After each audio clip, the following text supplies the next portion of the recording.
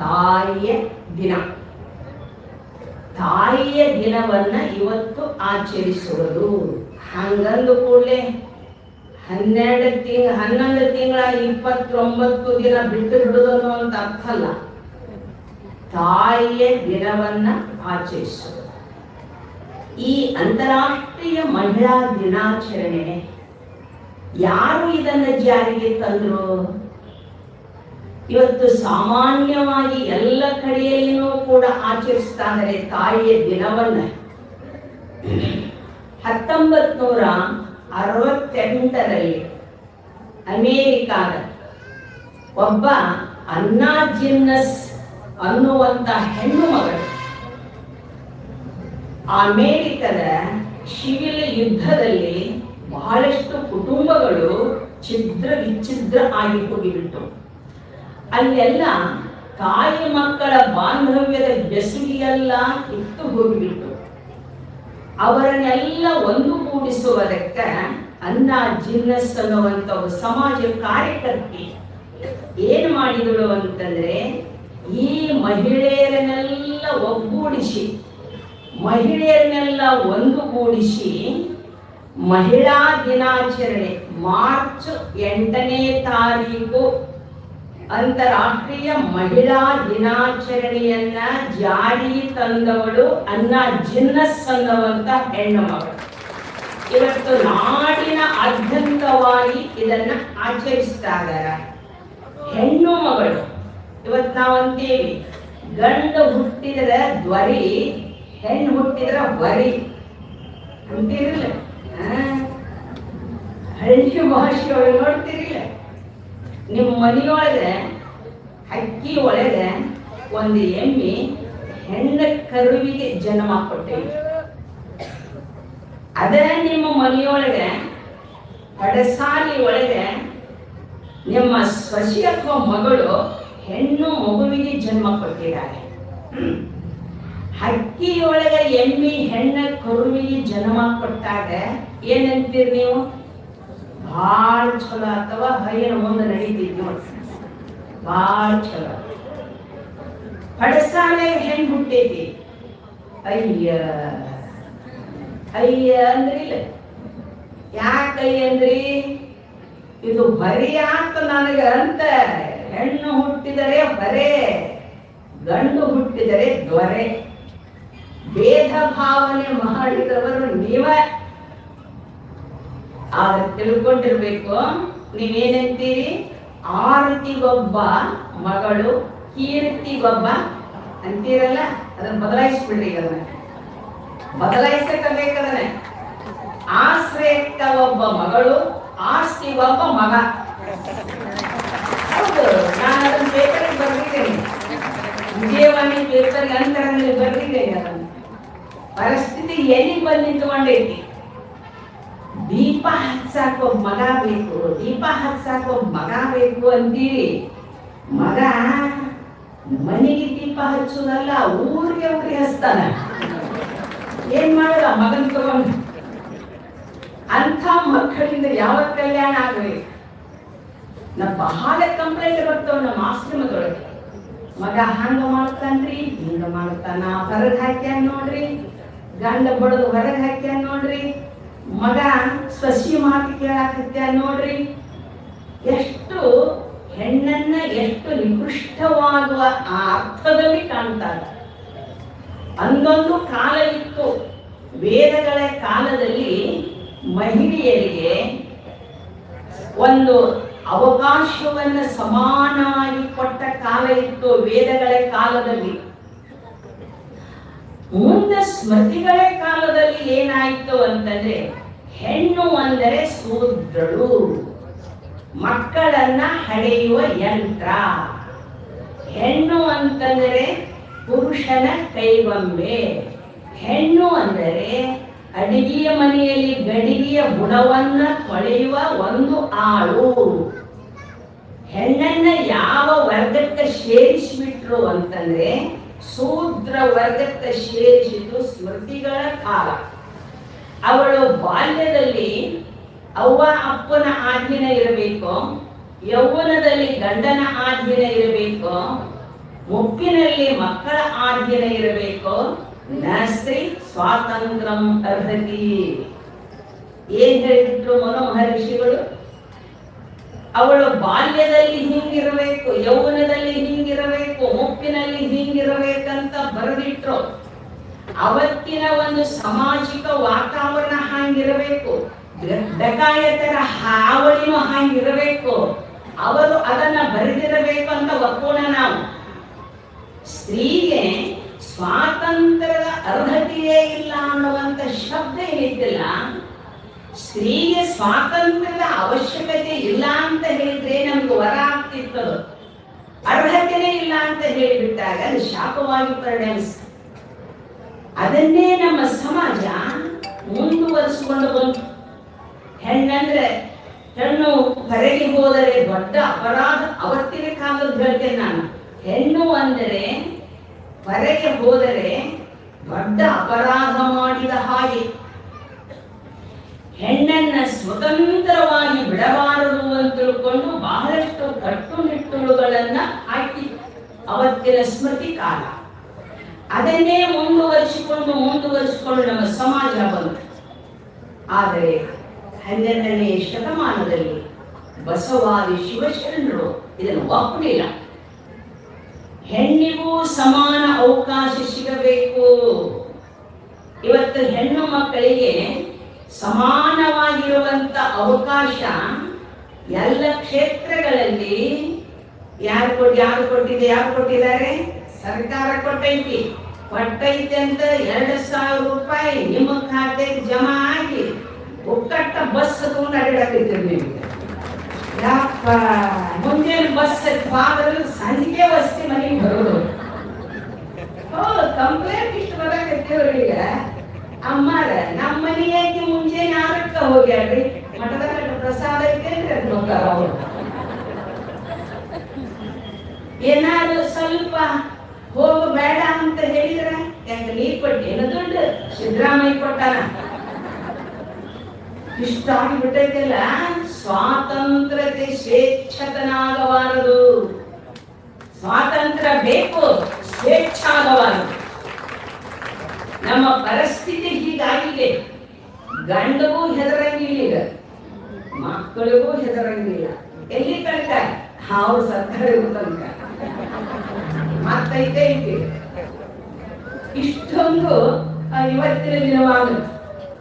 ಹೆಣ್ಣು ಹೊರಗೆ ಹೋದರೆ ಅಪರಾಧ ಮಾಡಿದ ಹಾಗೆ ಅನ್ನುವ ಕಾಲ ಇವತ್ತು ಹೋಗೈತಿ. ಹೆಣ್ಣು ಮಕ್ಕಳು ಹೇಗಿರೋ, ಹೆಣ್ಣಿನಲ್ಲಿರುವ ಶಕ್ತಿ ಎಷ್ಟಿದೆ ಅನ್ನೋದನ್ನ ಈಗಾಗಲೇ ಪ್ರತಿಪಾದನೆ ಮಾಡಿದ್ದಾರೆ ಸ್ವಾಮೀಜಿಯವರು. ಎಂತಹ ಶಕ್ತಿ! ಬ್ರಹ್ಮಾಂಡದಲ್ಲಿನೂ ಶಕ್ತಿ ಐತಿ, ಪಿಂಡಾಂಡದಲ್ಲಿನೂ ಶಕ್ತಿ ಐತಿ. ಬ್ರಹ್ಮಾಂಡದಲ್ಲಿ ತುಂಬಿಕೊಂಡದ್ದು ಶಕ್ತಿನೇ, ಪಿಂಡಾಂಡದಲ್ಲಿ ತುಂಬಿಕೊಂಡಿದ್ದು ಶಕ್ತಿನೇ. ಹೇಳಿಲ್ಲ ವಚನಕಾರರು, ತಾ ಮಾಡಿದ ಹೆಣ್ಣು ತನ್ನ ತಲೆಯನ್ನೇರಿತ್ತು, ತಾ ಮಾಡಿದ ಹೆಣ್ಣು ತನ್ನ ನಾಲಿಗೆಯನ್ನೇರಿತ್ತು, ತಾ ಮಾಡಿದ ಹೆಣ್ಣು ತನ್ನ ಎದೆಯನ್ನೇರಿತ್ತು, ತಾ ಮಾಡಿದ ಹೆಣ್ಣು ತನ್ನ ತೊಡೆಯನ್ನೇರಿತ್ತು. ಇದು ಕಾರಣ. ಹೆಣ್ಣು ಹೆಣ್ಣಲ್ಲ, ಹೆಣ್ಣು ರಕ್ಕಸಿ ಅಲ್ಲ, ಹೆಣ್ಣು ಸಾಕ್ಷಾತ್ ಕಪಿಲ ಸಿದ್ಧ ಮಲ್ಲಿಕಾರ್ಜುನ. ಇಷ್ಟು ಗೌರವ ಸೂಚಕವಾಗಿರುವಂತ ಮಾತನ್ನ 12ನೇ ಶತಮಾನದಲ್ಲಿ ಬಸವಾದಿ ಶಿವಶರಣರು ಹೆಣ್ಣು ಮಕ್ಕಳಿಗೆ ಸಮಾನ ಅವಕಾಶವನ್ನೇ ಕೊಟ್ಟರು.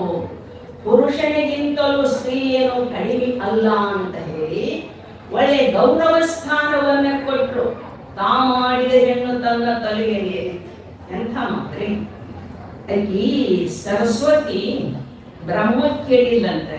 ಅಲ್ಲ ದೇವ್ರೆ, ನೀನ ಕೇಳ್ದಂಗ ಒಬ್ಬಂಟಿಯಾಗಿ ಹೋಗ್ಬಿಡ್ತೀಯಲ್ಲ, ಅಟ ನಾನು ಅದೇ ನಾನಂದ್ರೆ ನೀ ನೆನಪೈತೇನೋ ಅಂತಂದ್ರಿ. ಈಗ ಏನ್ ಮಾಡಿದ್ವಿ ಅಂದ, ಎಲ್ಲಿ ಹೋಗ್ತೀಯೋ ಎಲ್ಲಿ ಬರ್ತೀಯೋ ಒಂದು ಗೊತ್ತಾಗಂಗಿಲ್ಲ. ಈ ಹೆಣ್ಮಕ್ಳು ಮನುಷ್ಯನ ಸಂಶಯ ಬಂತು ಅಂದ್ರೆ ಕಾಲೊಳಗಿನ ಮುಳ್ಳು, ಕಣ್ಣೊಳಗಿನ ಹಳ್ಳು, ಮನಸ್ಸಿನೊಳಗಿನ ಸಂಶಯ ನಾಳೆ ಅನ್ನಬಾರದು. ಆಗ ಕಿತ್ತಾಕ್ಬೇಕಲ್ಲ. ನಾಳೆ ಅಂದ್ರೆ ಮತ್ತೊಂದು ಬೇರೆ ಬಿಡ್ತೈತೆ. ಹಂಗ ಸಂಶಯ ಬಂತಂತ ಯಾರಿಗೆ? ಸರಸ್ವತಿಗೆ. ಬರ್ದೇನ್ ದೊಡ್ಡ ಮಾತಾಡ ಬಿಡ್ರಿ. ಸರಸ್ವತಿ ಬಂತಂತ, ನೀ ಎಲ್ಲಿ ಹೆಕ್ಕಿ ಎಲ್ಲಿ ಬರ್ತಿ, ಒಂದು ಗೊತ್ತಾಗಲ್ಲ ಅಂತಂತ. ಯಾಕೆ, ಏನಾಗೈತಿ ಈಗ?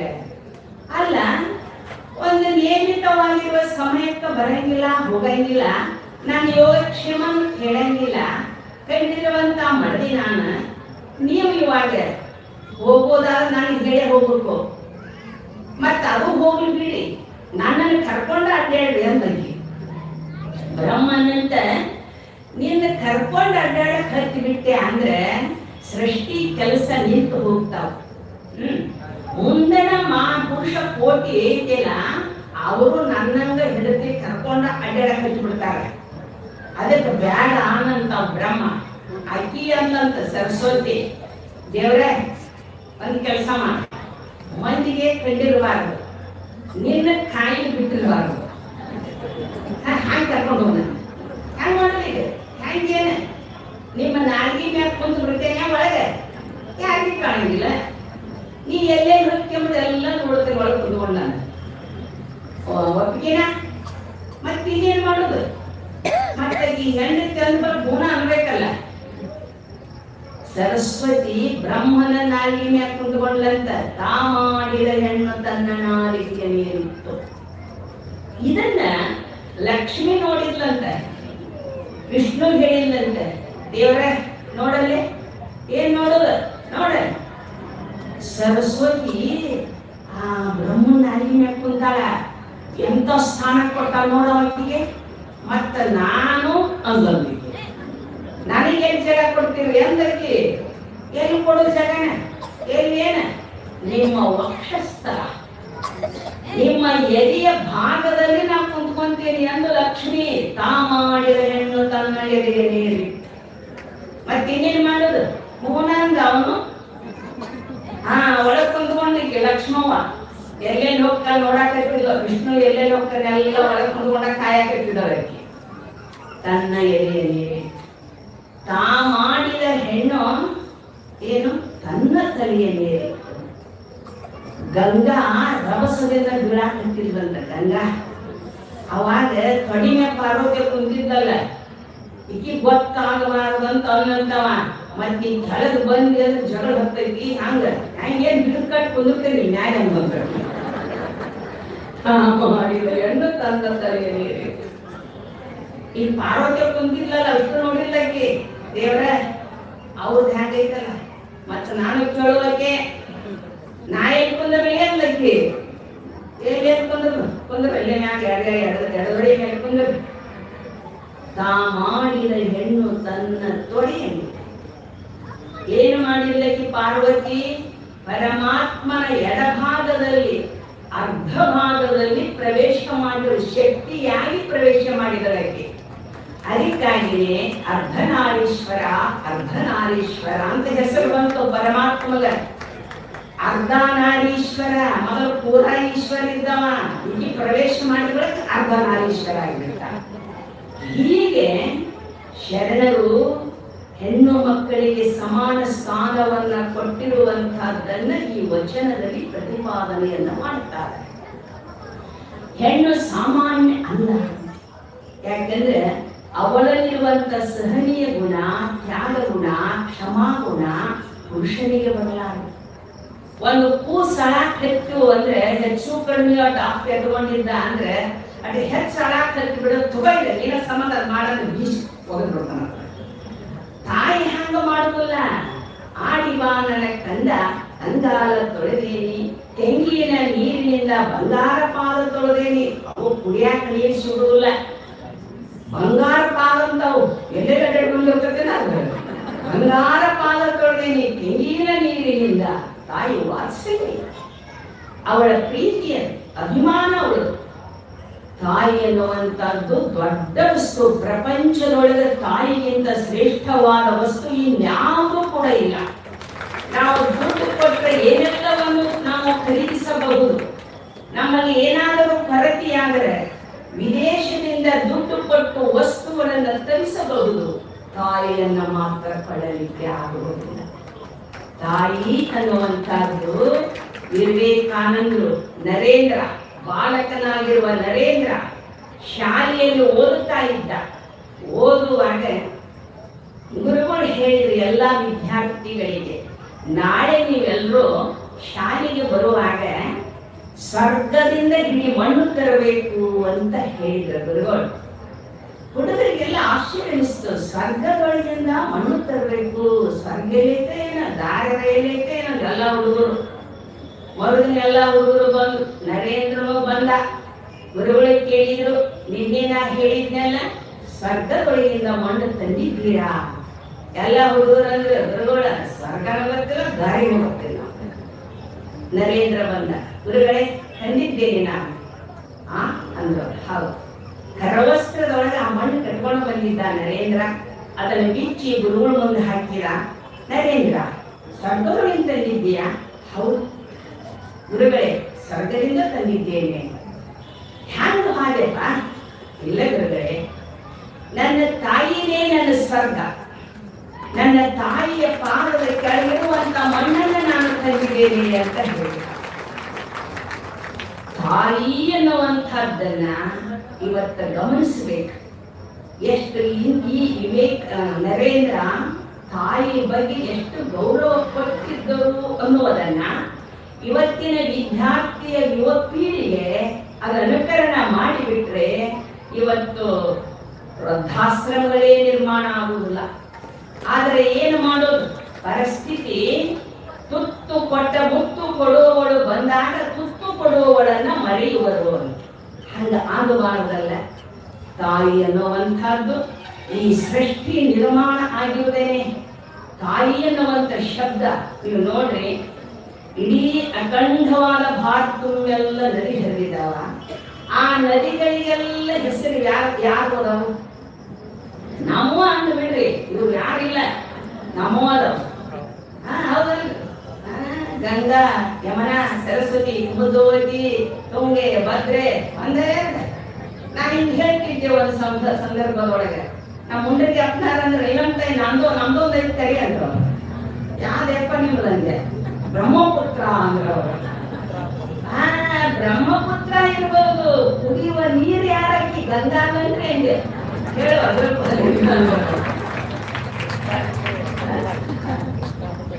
ಹೆಣ್ಮಕ್ಳಿಗೆ ಎಲ್ಲಾ ನದಿಗೂ ನಮ್ಮ ಹೆಸರದ.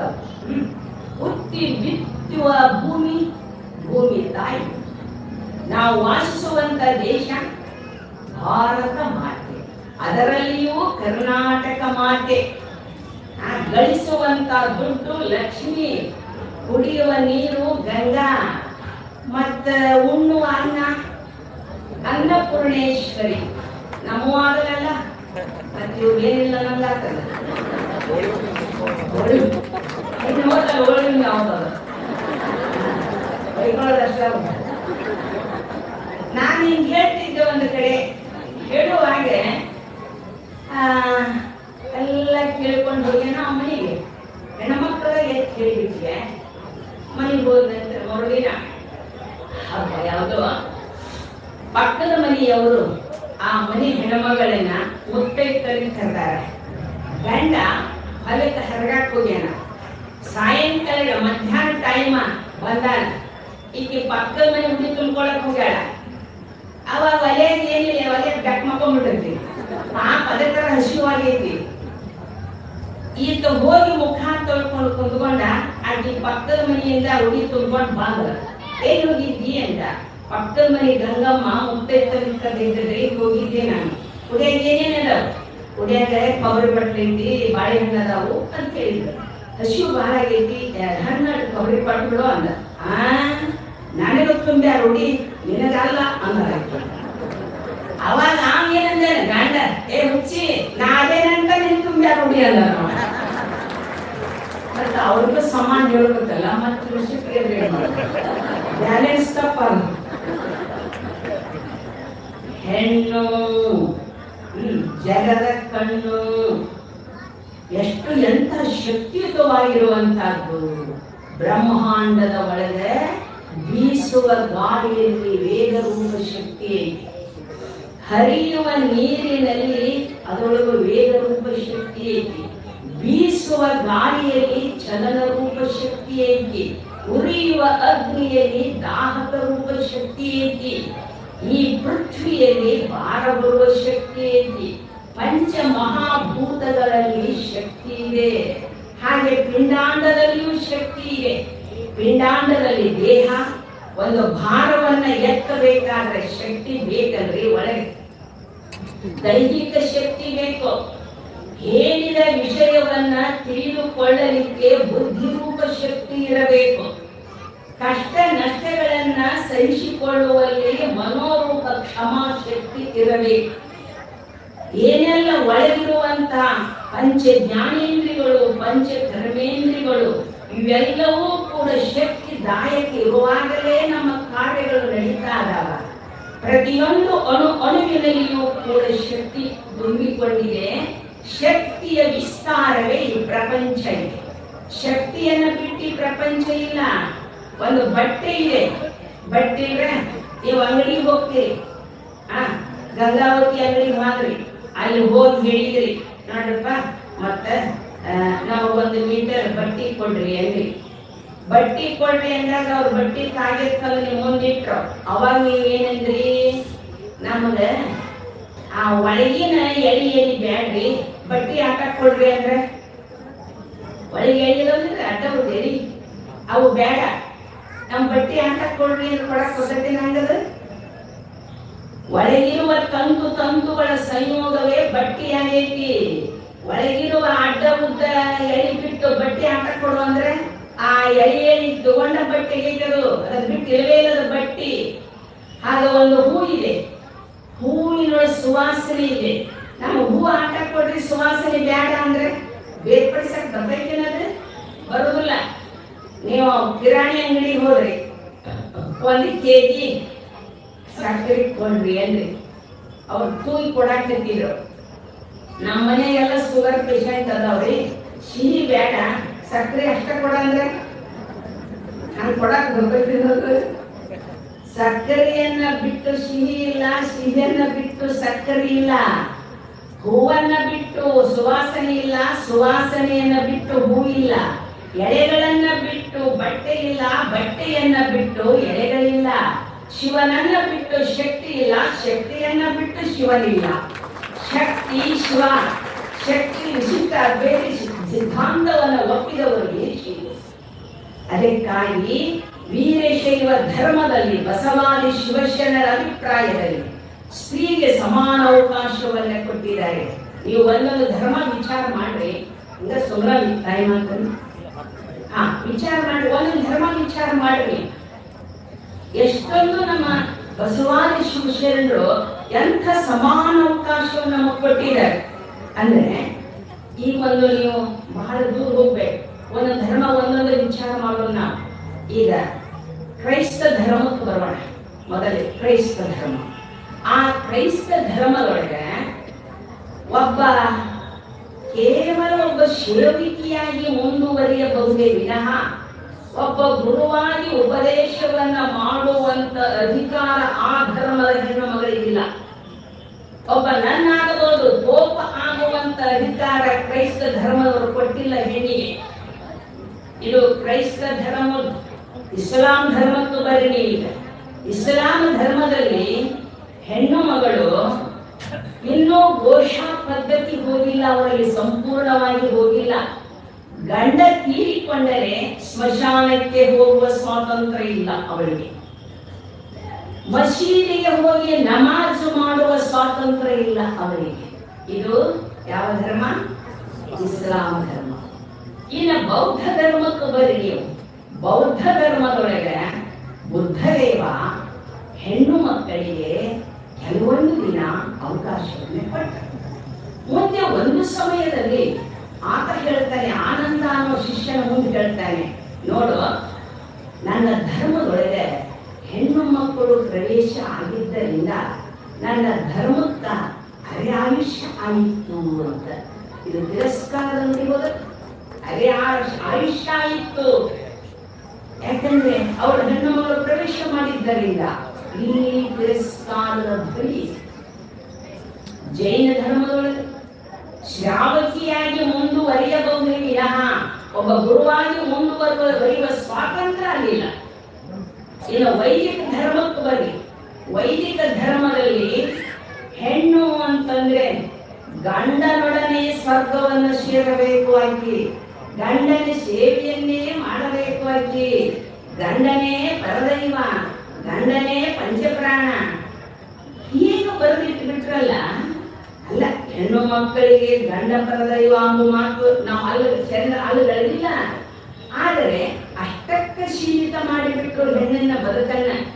ಹೆಣ್ಣು ಅಂತಂದ್ರೆ ಕೇವಲ ಗಂಡನ ಆಧೀನನೇ ಇರಬೇಕು, ಅವನ ಸೇವೆಯ ಮುಖಾಂತರ ಅವಳು ಮೋಕ್ಷವನ್ನ ಹೊಂದಬೇಕು. ವೈದಿಕ ಧರ್ಮದೊಳಗೆ ಈ ಧಾರ್ಮಿಕ ವಿಚಾರಗಳಿಗೆ ಅವಕಾಶವನ್ನು ಕೊಡಲಿಲ್ಲ.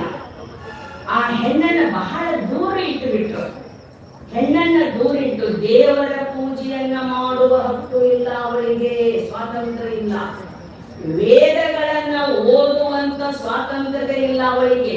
ವೇದವನ್ನ ಓದಿದರೆ ನಾಲಿಗೆಯನ್ನ ಸೀಳಬೇಕು, ವೇದವನ್ನ ಕಂಠಪಾಠ ಮಾಡಿದರೆ ಅವಳ ಶಿರಸ್ಸನ್ನ ಕೊಯ್ದು ಹಾಕಬೇಕು, ವೇದಗಳನ್ನ ಕೇಳಿದರೆ ಅವಳ ಕಿವಿಯಲ್ಲಿ ಕಾಯ್ದ ಶೀಸವನ್ನ ಹಾಕಬೇಕು.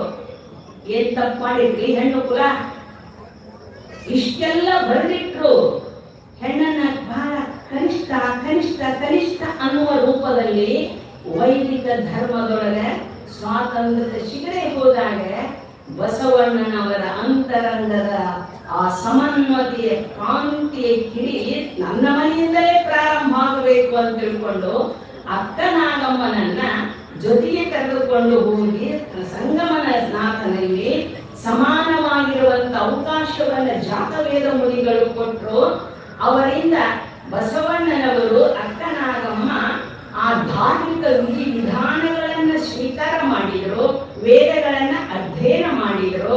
ಮಹಾನ್ ಪಂಡಿತೋತ್ತಮರಾವರು ಎಲ್ಲರಿಗೂ ಕಥಾ ಗೊತ್ತಿದೆ. ಅದು ನಮ್ಮ ಶರಣಬಸವ ದೇವರು ಬಯಲೇ ಕೇಳಬೇಕು, ಭಾಳ ಚಂದ ಬರ್ತಾರೆ ಆ ವಿಷಯವನ್ನ. ಹೇಳುವ ತಾತ್ಪರ್ಯ ಏನು ಅಂತಂದ್ರೆ, ಆ ಕ್ರಾಂತಿ ನನ್ನ ಮನೆಯಿಂದಲೇ ಪ್ರಾರಂಭ ಆಗಬೇಕು ಅಂತ ತಿಳ್ಕೊಂಡು ಅಕ್ಕ ನಾಗಮ್ಮನನ್ನ ಮುಂದು ಮಾಡಿಕೊಂಡು ಮುಂದನ ಮಹಿಳಾ ಕುಲಕ್ಕೆ ಇದು ಒಂದು ಆದರ್ಶವಾಗಿ ಉಳಿಬೇಕು ಅನ್ನುವ ದೃಷ್ಟಿಯೊಳಗೆ ಸತ್ಕ್ರಾಂತಿಯನ್ನೇ ಮಾಡಿದ್ರು ಅವರು. ಅಂತಹ ಒಂದು ಪರಮ ತ್ಯಾಗಿ, ಅಂತಹ ಒಂದು ಸಮಾಜ ಉದ್ಧಾರಕ ಇವತ್ತು ಏನಾದರೂ ಈ ವೇದಿಕೆಯ ಮೇಲೆ ಹೆಣ್ಣು ಮಕ್ಕಳು ನಾವು ಬಂದು ಕುತ್ಕೊಂಡಿದ್ದೇವೆ ಅಂದ್ರೆ ಇದು ಬಸವಾದಿ ಶಿವಶರಣರ ಕೃಪಾ ನಾವು ಭಾವಿಸಬೇಕು. ಯಾಕಂದ್ರೆ ಹೆಣ್ಣು ಹೆಣ್ಣು ಹೆಣ್ಣು ಕೀಳು ಕೀಳು ಕೀಳು ಅಂತ ಬಂದ ಕಾಲ ಘಟ್ಟ ಅದನ್ನ ದಾಟಿ ಈ ಕಡೆ ನಾವು ಬರಬೇಕಾದರೆ ಮಹಾದೇವಿಯಕ್ಕನಂತ ಮುಕ್ತಾಯಕ್ಕನಂತ ಅನೇಕ ಶರಣಿಯರು 33 ವಚನ ಕಾರ್ತಿಯರು ಅನುಭವ ಮಂಟಪದಲ್ಲಿ ಸಮಾನ ಅವಕಾಶವನ್ನ ಬಸವಾಂಶರನ್ನು ಪಟ್ರಂತ ತಿಳ್ಕೊಂಡು ಅವರು ಮುಂದುವರಿಯಲಿಕ್ಕೆ ಸಾಧ್ಯ ಆಯಿತು. ಇವತ್ತು ಆದರ್ಶಮಯವಾಗಿ ಅವರ ಕೃತಿ ಹೆಜ್ಜೆಗಳು ಉಳ್ಕೊಂಡು ಆ ದೃಷ್ಟಿಯಲ್ಲಿ ಅವಕಾಶ ಇದ್ದಲ್ಲಿ ಅಭಿವೃದ್ಧಿ ಸಾಧ್ಯ. ಅವಕಾಶ ಬೇಕಲ್ರಿ, ಎಷ್ಟೇ ಪ್ರತಿಭೆ ಇದ್ರು ಹೇಳ್ಕೊತ ಸುಮ್ಮಕೊಂಡ್ರು ಅಂದ್ಬಿಟ್ರೆ ಆ ಪ್ರತಿಭೆ ಅಲ್ಲೇ ಕಮಲಿಗೆ ಹೋಗಿ ಬರ್ತೈತಿ. ಅರಳುವಂತ ಪ್ರತಿಭೆಗೆ ನೀರೇರದು ಸಲಹೆ ಸೂಚನೆಗಳನ್ನಿತ್ತು ಮಾರ್ಗದರ್ಶನವನ್ನ ಮಾಡಿದಾಗ ಆ ಪ್ರತಿಭೆ ಅರಳಿ ಅದು ಸುವಾಸನೆಯನ್ನ ಹರಡಲಿಕ್ಕೆ ಸಾಧ್ಯ ಐತಿ. ಆ ಹಿನ್ನೆಲೆಯಲ್ಲಿ ಬಸವಾದಿ ಶಿವಶರಣರು ಹೆಣ್ಣು ಮಕ್ಕಳಿಗೆ ಸಮಾನ ಅವಕಾಶವನ್ನ ಕೊಟ್ಟರು. ಇದು ಶರಣ ಧರ್ಮ, ಇದು ಬಸವ ಧರ್ಮ ಅಂತ ನಾವು ಕರೆಯಬೇಕು ಅಂತ. ಬಸವ ಧರ್ಮದಲ್ಲಿ ಸಮಾನ ಅವಕಾಶ ಸಿಕ್ತು. ಇನ್ನುಳಿದ ಧರ್ಮಗಳು ಸ್ವಲ್ಪ ನಾವು ಆ ಧರ್ಮಗಳನ್ನ ನಮ್ಮ ಯಾವ ಶರಣ ಧರ್ಮವನ್ನ ಸ್ವಲ್ಪ ತೂಗಿ ನೋಡಿದಾಗ ನಮ್ಮ ಧರ್ಮ ಪ್ರಗತಿಪರ ಧರ್ಮ, ಬಸವಾದಿ ಶಿವಶರಣ ಧರ್ಮ. ಆ ದೃಷ್ಟಿಯೊಳಗೆ ನೀವೆಲ್ಲ ಹೆಣ್ಣು ಮಕ್ಕಳು ಮನೆ ಬಿಟ್ಟು ಬಂದಿರಲ್ಲ, ಇಷ್ಟು ಹೊತ್ತಿನೊಳಗೆ ಇಷ್ಟು ಚಂದ ಕುಂದು ಕೇಳಾಕಿರ್ತೀರಿ. ನಿಮ್ಮನ್ನು ನೋಡಿದ್ರೆ ಏನಪ್ಪ ಮುಗಿಸ್ಬೇಕೋ ಮುಗಿಸ್ಬಾರ್ದು ಅಂತ ಅನಿಸ್ತೈತಿ. ಆದರೂ ಸಮಯದ ಪ್ರಜ್ಞೆ ಇಟ್ಕೊಂಡ ಮಾತಾಡ್ಬೇಕಾಗೈತಲ್ರಿ. ಹುಡುಗರನ್ನ ಕರ್ಕೊಂಡು ಹೋಗಿದ್ರು ಶಿಕ್ಷಕರು. ಏನಿಗೆ ಈ ಶಾಲೆ ಪ್ರವಾಸಕ್ಕೆ ಕರ್ಕೊಂಡು ಹೋಗಿದ್ರು. ಅವೆಲ್ಲ ಬುದ್ಧಿ ಕಟ್ಕೊಂಡು ಚೀಲ ಇಟ್ಕೊಂಡು ಹೋಗಿದ್ವು. ಅಲ್ಲಿ ಐವಳ್ಳಿ ಪಟ್ಟದಲ್ಲೂ ಬದಾಮಿ ಇವನ್ನೆಲ್ಲ ನೋಡ್ಕೊಂತ ಹೋಗೋ ಒಳಗೆ ಮಲಪ್ರಗ ಹರಿತಿದ್ದ. ಹುಡುಗರು ನೀರು ಕಂಡು ಗುರುಗಳಿಗೆಲ್ಲ ಸಂಧಿ ಮಾಡಾಕಿದ್ರು. ಸರ್ ಸರ್ ಆ ಬುದ್ಧಿಗಟ್ಟಿಗೆ ತೋರ್ಸಕ್ಕೆ ಹುಡುಗರಿಗೆ ಎಲ್ಲ ಬಟ್ ಖುಷಿಯಾಗಿ ಬಿಟ್ಟಿರ್ತಾರೆ. ಗುರುಗಳಾದ ಅನುಮತಿ ಕೊಡುವಲ್ರ. ಆಯ್ತು ಹುಡುಗರನ್ನಾಗೆ ಕರ್ಕೊಂಡು ಹೊಂಟ್ರಪ್ಪ, ಹಂಗೆ ಹೊಂಟ್ರು ಹೇಳಿ ಜೋಗದ ಜಲಪಾತ ಕರ್ಕೊಂಡು ಹೋಗ್ರಂತೆ. ಜೋಗದ ಜಲಪಾತ ನೀರು ಹರಿಯುತ್ತಿತ್ತು. ಹುಡುಗರನ್ನೆಲ್ಲ ಗುರುಗಳು ಸಾಲು ನಿಲ್ಲಿಸಿದ್ರು. ಹುಡುಗರಿಗೆ ಮೊದಲು ಹಟ್ಟು ಖುಷಿಯಾಗಿತ್ತು. ಇಲ್ಲೇನ ಅವಕಾಶ ಕೊಡ್ತಾರೆ ಅಂತ ನೋಡ್ತಿದ್ರು. ಮತ್ತೆ ಗುರುಗಳು ಹೇಳಿದ್ರು, ಇದೆಲ್ಲ ನಿಮಗೆ ಹೆಂಗ್ ಕಾಣ್ತೈತಿ ಅಂತ ಕೇಳಿದ್ರು. ಇದೆಲ್ಲ ನಿಮ್ಗೆಲ್ಲ ಹೆಂಗ್ ಕಾಣ್ತೈತಿ? ಹಂಗೇನ್ರಿ ಗುರುಗಳ ನಿಮ್ಮನ್ನ ಎತ್ತಿದ್ರ ಒದಿಬೇಕಂತ ಅನ್ಸುತ್ತೆ ನೋಡ್ರಿ. ಹೆಚ್ಚು ನಂಗೆ